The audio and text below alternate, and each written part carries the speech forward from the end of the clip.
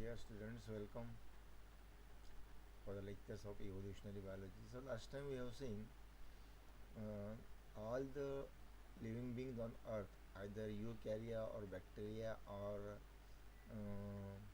archaea, all the group elements have a common basis, common origin. Now in our further lectures we will see that how the energy and how the living beings independently emerged without any support on earth. So, independent emergence on earth of life is that life on earth is based on carbon and water. Right now, also, we are dependent on carbon and water.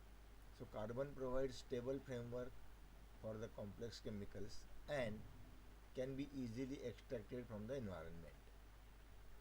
And at that time, the situation was the same, and therefore, these four gases, that carbon, oxygen, nitrogen, these are the needful or required, mostly required elements for the survival or for the life on earth right now also, and they extract from the environment, especially from carbon dioxide, because at that time the carbon dioxide was more, and when the life originated they start to release the oxygen also.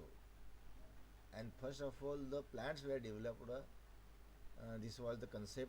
Actually, it's an old concept, especially from carbon dioxide, and there is no other chemical element whose properties are similar enough to carbons to be called an analog.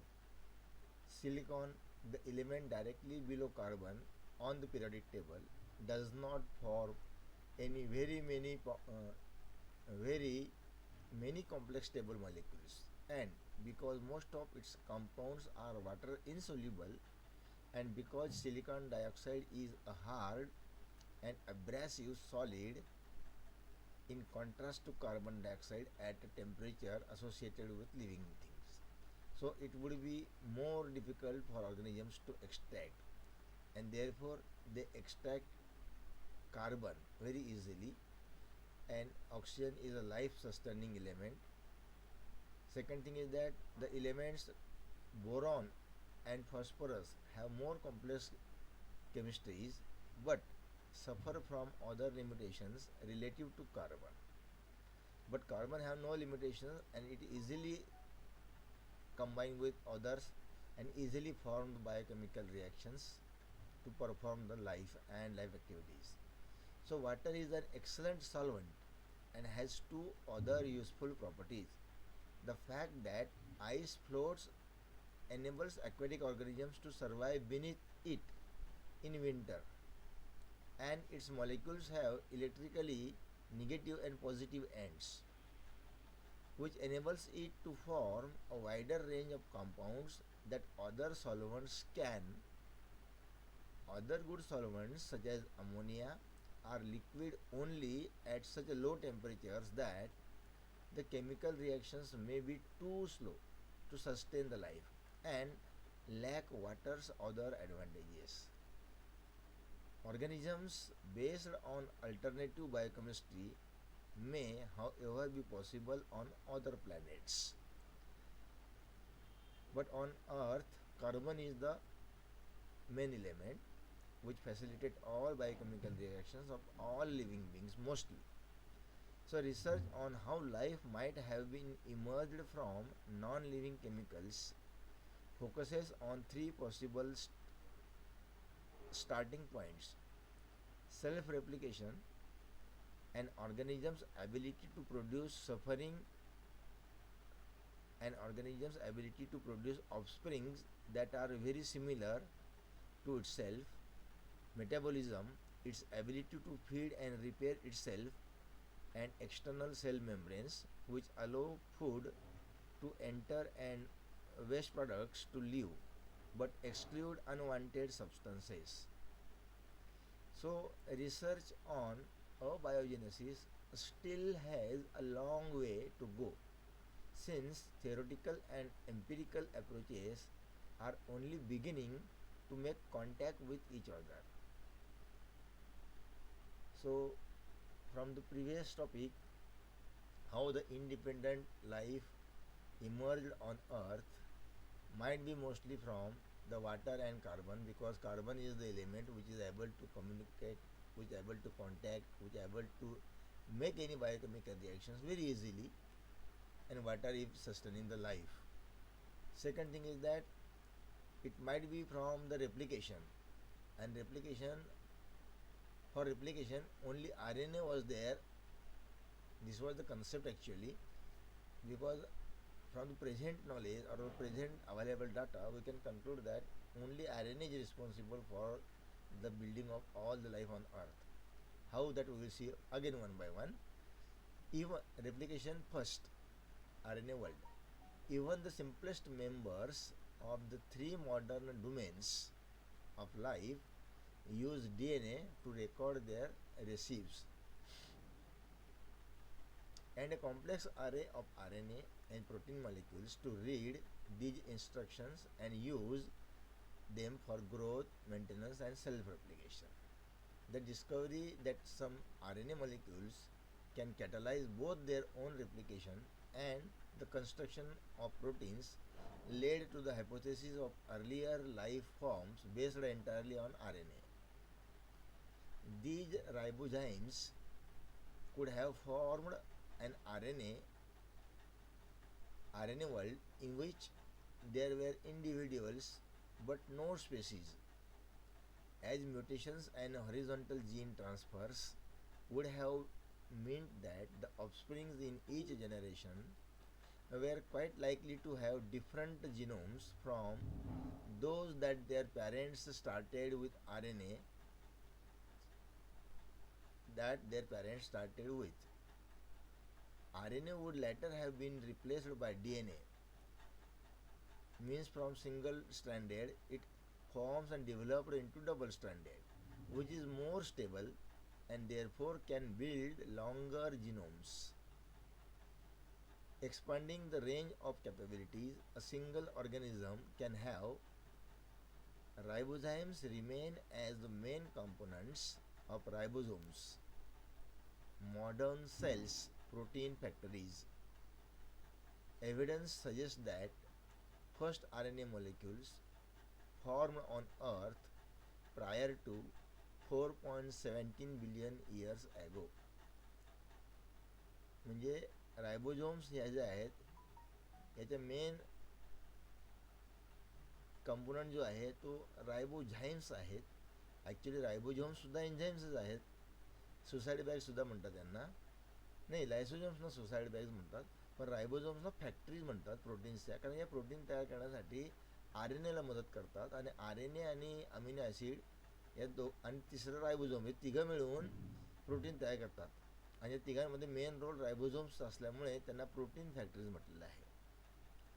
Although short self-replicating RNA molecules have been artificially produced in laboratories, doubts have been raised about whether natural non-biological synthesis of RNA is possible. The earliest ribozymes may have been formed of simpler nucleic acid such as PNA, TNA or GNA, which would have been replaced later by RNA. In 2003, it was proposed that porous metal sulfide precipitates would assist RNA synthesis at about 100 degrees Celsius, 212 degrees Fahrenheit, and ocean bottom pressure near hydrothermal vents. So this was about the natural phenomena that carried out in the sea beds on Earth. Under this hypothesis, lipid membranes would be the last major cell components. Lipid membranes would be the last major cell components to appear, and until then, the protocells would be confined to the pores. So this was also one of the concept that, according to the available data, put forth by the workers or scientists. Now, metabolism first, iron sulfur world. After formation of replication, So metabolism is the second phenomena or type or the component or the work through which the scientist trying to develop, trying to present how the life created on earth, because life forming elements includes water first and then carbohydrates, proteins and fats or minerals or likewise the elements. First of all, we will see a series of experiments starting in 1997 showed that early stages in the formation of proteins from inorganic materials including carbon monoxide and hydrogen sulfide. So this could be achieved by using the iron sulfide and nickel sulfide as a catalyst, and therefore iron was the element, iron sulfide and nickel sulfide. So sulfide is common, therefore iron and sulfur, these two are the main elements. This was conclusion actually. Most of the steps required temperatures of about 100 degrees Celsius or 212 degree Fahrenheit and moderate pressure. Although one stage required 250 degrees Celsius, means 482 degree Fahrenheit, and a pressure equivalent to that found under 7 kilometers, means 4.3 miles of the rock. Hence, it was suggested that self-sustaining synthesis of proteins could have occurred near hypothermal vents. तर बघा, हा एक शास्त्रज्ञांचा पुन्हा दुसरा एक अनुमान आहे की 100 डिग्री सेल्सिअस नंतर 250 डिग्री सेल्सिअसपर्यंत म्हणजे 482 डिग्री फॅरनहाईटच्या तापमानाला आणि प्रेशरला जमिनीखाली खडकांखाली 7 किलोमीटर आत म्हणजे 4.3 मैलमध्ये अशा काही नैसर्गिक हायपोथर्मल व्हेंट्स आहेत की ज्याच्यामध्ये ही लाईफ आयर्न आणि सल्फरच्या रिॲक्शन घडवून आणणारी जन्माला आली असावी, असा एक निष्कर्ष आहे. आता हे झालं आयर्न सल्फरचं. परंतु आपण आता प्रोटीनचं बघितलं, मागच्या वेळेला प्रोटीनचे मॉलिक्युल्स तयार झाले असं बघितलं.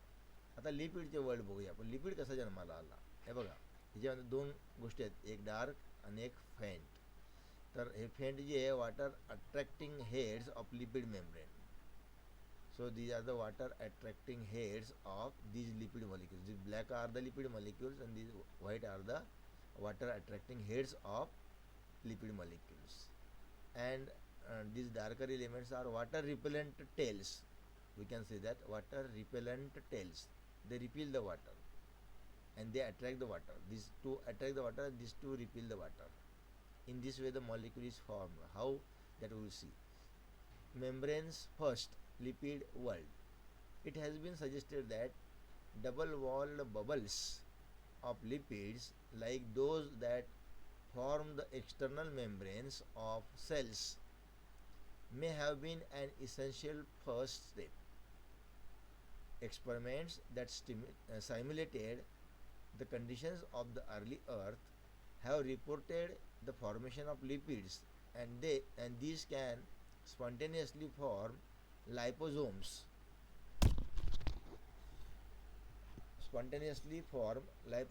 or double-walled bubbles and then reproduce themselves. Although they are not intrinsically information carriers as nucleic acids are, they would be subject to natural selection for longevity and reproduction. So nucleic acids such as RNA might then have formed more easily within the liposomes than they would have outside. तर membrane, आपण आजचा जो आपला lipid membrane किंवा आजचा जो सेलचा membrane आहे कुठल्याही ॲनिमल म्हणा का प्लांट म्हणा, तो बायलेअर मॉडेल आहे लिपिड आणि प्रोटीन्स यांचा, असं आपण आतापर्यंत बघितलेलं आहे. परंतु त्या लिपिड आणि प्रोटीनच्या डबल वॉल लेअरमध्ये ओरिजिन, सुरुवातीला जेव्हा ओरिजिन झालं विश्वाचं, तेव्हा कदाचित फक्त लिपिडचे 2 लेयर्स तयार झाले असावेत, ज्यांच्यामध्ये जी पोकळी आहे वॉटर रिपेलंट टेल्सची, त्या पोकळीने नंतर काही घटक ॲब्सॉर्ब केले असतील आणि आताची डेव्हलप्ड वॉल तयार झाली असावी. परंतु बेसिक एलिमेंट असा म्हणतो किंवा बेसिक ओरिजिनल रिसर्च असं म्हणतं की it was a double layered wall of bubbles of lipids and then the lipid bilayer model was developed. आता इथपर्यंत आपण हा कन्सेप्ट असाच कन्सिडर करूया आणि पुढच्या लेक्चरला बघूया आपण. आता कसं आहे, व्हिडिओ पण इथं स्टॉप झालेला दिसतो आहे.